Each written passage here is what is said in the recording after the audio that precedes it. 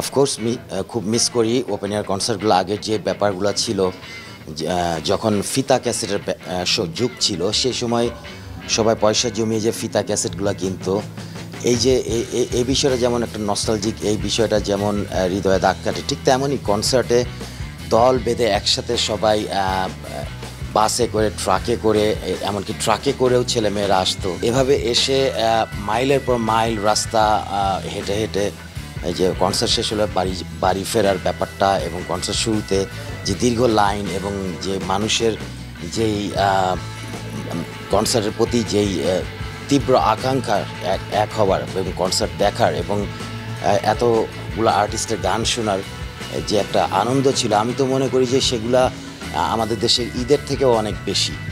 তো ডেফিনেটলি সেই জিনিসটা সবারই মনে আছে, ঠিক যেমন আমারও মনে আছে। এবং এই কনসার্টের এই ইমেজটা, এই পরিবেশটা আবার ফিরে আসুক, সেটা আমরা সবাই কামনা করি। আর্কের একটাই পরিকল্পনা, সেটা হচ্ছে যে গণমানুষের সামনে মুখোমুখি হওয়া, স্টেজ পারফর্ম করা। স্টেজে আসলে আর্টিস্টদের অনেক কিছু দেওয়ার আছে। স্টুডিও হচ্ছে একটা সীমাবদ্ধ একটা ইয়ের ব্যাপার, একটা ভার্সন স্টুডিও গানের, কিন্তু আসল ভার্সনটা আমি মনে করি স্টেজ, যেখানে সাধারণ মানুষরা কাছাকাছি